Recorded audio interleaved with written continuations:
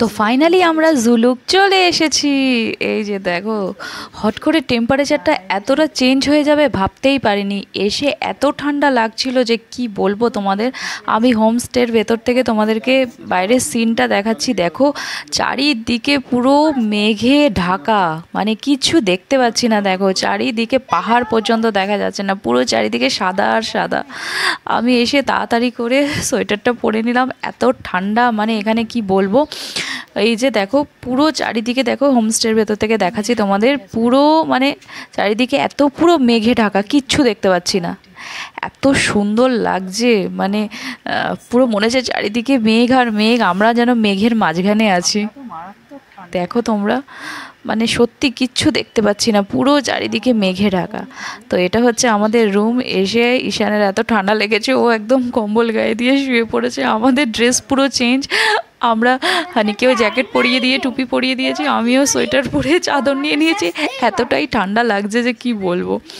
তো যাই হোক, দুপুরের খাওয়া দাওয়া করে আমরা একটু বাইরে হাঁটতে বেরিয়েছি। তো এই যে বললাম চলো বাইরে একটু হেঁটে আসি, বাইরের সিনটা তোমাদেরকেও একটু দেখাই। জুলুকটা এত সুন্দর যে কি বলবো তোমাদেরকে। দেখো খেয়ে যাবে, দৌড়াচ্ছ কেন? কিচ্ছু দেখা যাচ্ছে না।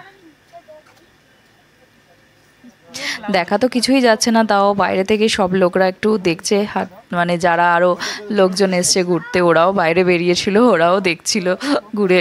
তো আমরাও দেখছি এরকম ঘুরে, এত সুন্দর লাগছিল। ঠান্ডা তো অবশ্যই, মানে সোয়েটারের ভেতরে ঠান্ডা ঢুকে যাচ্ছে এরকম। রোদ উঠেছিল, আবার পুরো মেঘে ঢেকে গেছে একদম। আর এমনই মেঘ পুরো মানে তুমি ধরতে পারবে, এরকম হাওয়ার মতন উড়ে উড়ে আসছে।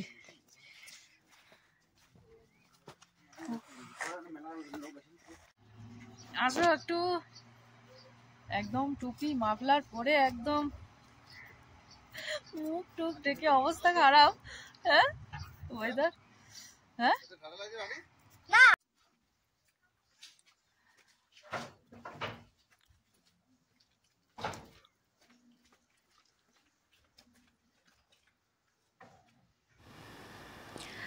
Good morning. আজকে হচ্ছে নেক্সট ডে। তো আজকে আমরা এখান থেকে যাব নাথুলা। তো নাথুলা হয়ে একদম আজকে চলে যাব গ্যাংটক।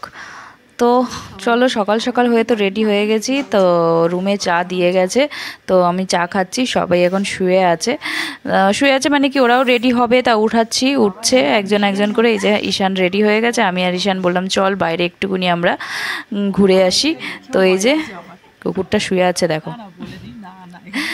তো এখানে এটা পুজো করছে। আমি হঠাৎ এখানটায় ধোঁয়া দেখে আমি একটু দাঁড়ালাম, আমি ভাবছি মনে হয় কিছু জ্বালিয়ে হয়তো কিছু উনুন বা কিছু মানে করছে, গরম তাপ দিচ্ছে। দেখি না, এটা ওদের মন্দির। তো এখানটায় ওরা সকাল সকাল স্নান করে এখানটায় দেখি কি একটা জ্বালিয়ে পুজো করছিল। তো যাই হোক, কালকে রাত্রে আর ভিডিওটা করলাম না, এতটাই টায়ার্ড হয়ে গেছিলাম। তো খাওয়া দাওয়া করে শুয়ে পড়েছিলাম। তো আজকে সকালটা তোমাদের দেখাই। একটু একটু রোদ উঠছে, তারপরে আবার মেঘে ঢেকে যাচ্ছে। এমন মেঘ পুরো হাতের সামনে, মনে হচ্ছে তুমি ধরতে পারবে এরকম মেঘটা, মানে ধরা যাবে এরকমই মেঘ। তো চলো, সকালটা এখন বাজে 7:30, আমরা 8:30টায় বেরোবো। তো ভাবলাম চলো সকাল সকাল রেডি হয়ে গেছি যখন, আরেকবার জুলুকটাকে দেখে নিই মন ভরে। আবার কবে আসবো না আসবো তার তো ঠিক নেই। তো যাই হোক, আমি আর ঈশান বললাম চল আরেকবার ঘুরে আসি, এত সুন্দর দৃশ্যটা। তো এখানে টেম্পারেচার প্রায় 10-12 ডিগ্রি চলছে, তো অনেকটাই ঠান্ডা। তো সেই যে তো খুবই ভালো লাগছে চারিদিকে, দেখতেও এত সুন্দর জায়গাটা। তো এতটাই ঠান্ডা লাগছে, মনে হচ্ছে যেন কি বলবো, মানে সোয়েটারের ভিতরেই ঢুকে যাচ্ছে ঠান্ডা এত।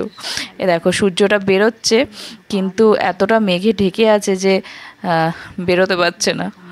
এই দেখো কি অবস্থা, চারিদিকে পুরো মেঘ। হবে আস্তে আস্তে হয়তো পরে সূর্য রোদ বেরোবে আর কি, মেঘে ঢাকা আছে এখন।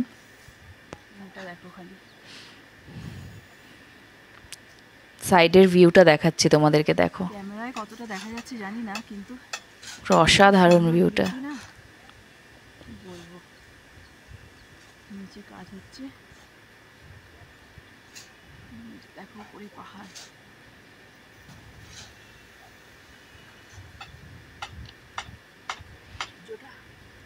সূর্যটা উঠেছে, এই যে দেখো মেঘগুলো ভেসে ভেসে যাচ্ছে, দেখো সূর্যটা আস্তে আস্তে বেরোচ্ছে, এগুলো পুরো মেঘ। আর মেঘটাও কি সুন্দর করে ভেসে আছে দেখো মেঘটা। তো এই যে আমাদের গাড়ি এসে গেছে, আমাদের এই যে মালগুলো গাড়িতে লোড হচ্ছে। তো এখানের একদিনই স্টে ছিল এখানে, কেন সব জায়গায় একদিন করেই স্টে ছিল, তো বেশ ভালোই লাগছে থেকে। এই যে তো চলো গাড়িতে তো মালটা লোড করে নিচ্ছে, ওরা তুলে দিচ্ছে, আর আমাদের ব্রেকফাস্ট এসে গেছে। তো আমরা ব্রেকফাস্টটা করে নিই। এখানে আছে আলুর তরকারি, আর এটাকে কি বলে, নান বলে ওদের। আমার তো নান টাইপেরই লাগলো, এরকম মোটা মোটা দেখো। এই যে মাঝখান দিয়ে আবার কাটা, খুব সুন্দর। এটা হচ্ছে আলু ছোলার তরকারি। এই যে তো চলো আমরা ফটাফট খেয়ে নিই।